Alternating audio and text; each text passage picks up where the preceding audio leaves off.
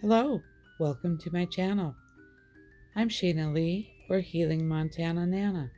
I'd also like to welcome you to the ninth and final week of the Spooktacular Halloween collaboration hosted by Crafty Michelle.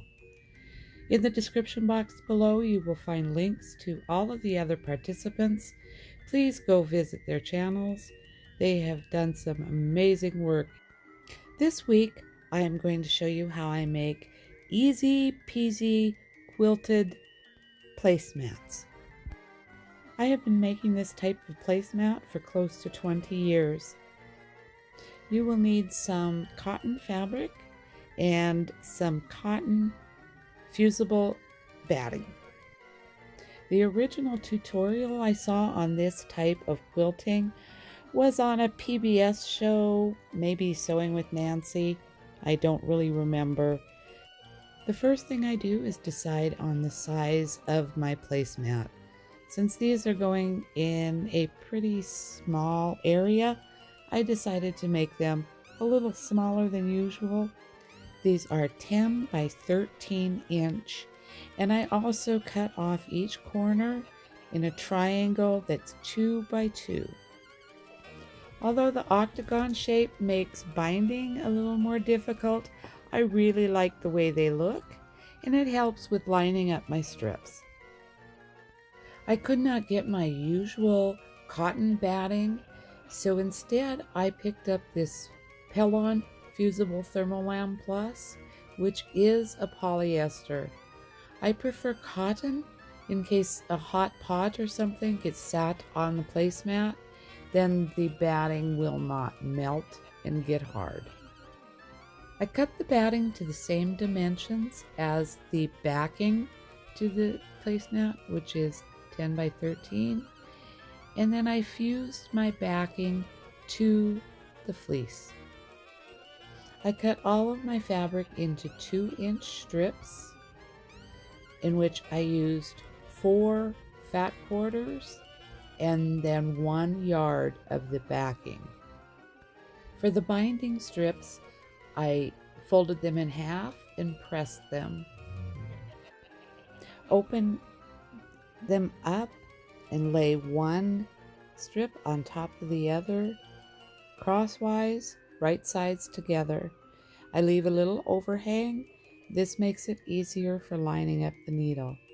And then you stitch from one corner to the other.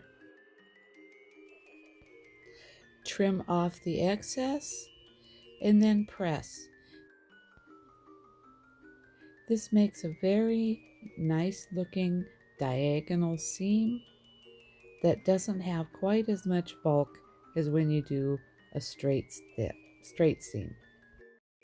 With the strips for the top of the placemat, I'll place 2 strips right sides together and line them up with the diagonal edge. Then stitch a 1/4 inch seam on the right hand side of those 2 strips. I don't have a way to video at my sewing machine, so I just had to do a picture. And here is the next strip, making sure that it is sufficiently long so that it covers the batting when it's pressed open.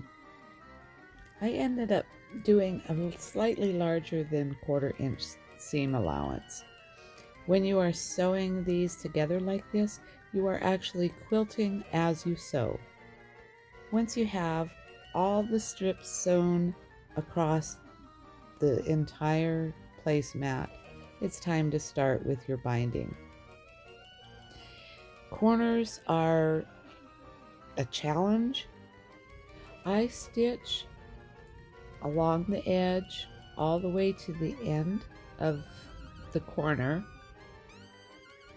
then flip the binding to run the same direction as the next edge and place a pin right at that fold. Then flip the binding back down and you're ready to stitch again. If you look carefully, you can see the way I place my pin. continue on like this until you make it all the way around.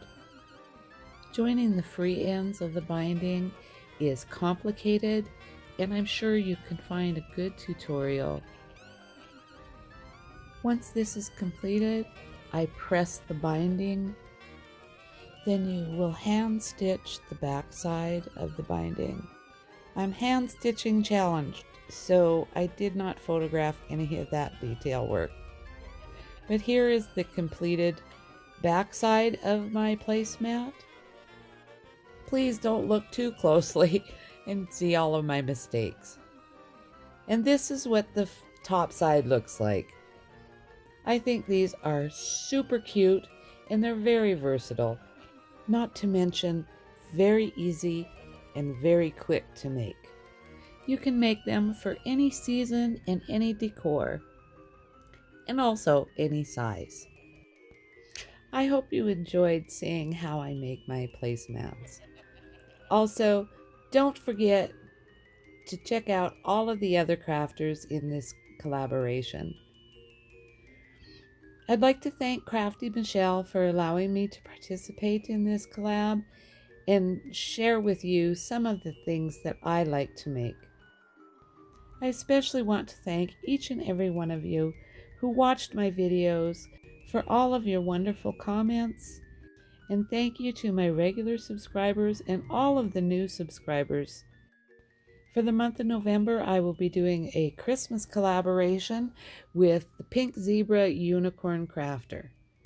Thank you again, and I will catch you next time. You have a great day.